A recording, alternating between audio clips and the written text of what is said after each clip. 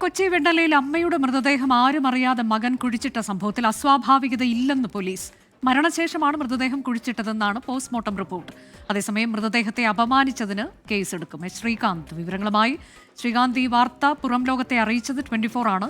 അപ്പോൾ പോലീസിന് സംശയമുണ്ടായിരുന്നു, പക്ഷേ സ്വാഭാവിക മരണം എന്ന് പോസ്റ്റ്മോർട്ടം റിപ്പോർട്ട് വന്നിരിക്കുന്നു. മറ്റു വിവരങ്ങൾ എന്തൊക്കെ?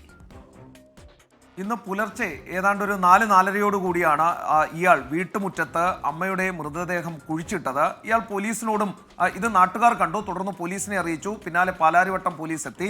ഇയാളെ ചോദ്യം ചെയ്ത് കസ്റ്റഡിയിലെടുത്ത് ചോദ്യം ചെയ്തു. അപ്പോൾ പറഞ്ഞത് അമ്മ മരിച്ചു കിടക്കുകയായിരുന്നു, അപ്പോൾ താൻ എടുത്ത് കുഴിച്ചിട്ടു എന്നാണ് പറഞ്ഞത്.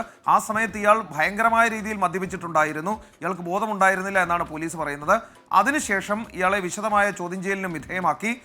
തുടർന്ന് അവിടെ ഇൻക്വസ്റ്റ് നടപടികൾ പൂർത്തിയാക്കി മൃതദേഹം അവിടെ നിന്നും പോസ്റ്റ്മോർട്ടത്തിന് കൊണ്ടുപോയി. ഇപ്പോൾ പോസ്റ്റ്മോർട്ടം റിപ്പോർട്ട് പ്രകാരം അത് സ്വാഭാവികമായ മരണമാണ്, അസ്വാഭാവികതയില്ല എന്നാണ് മനസ്സിലാക്കുന്നത്.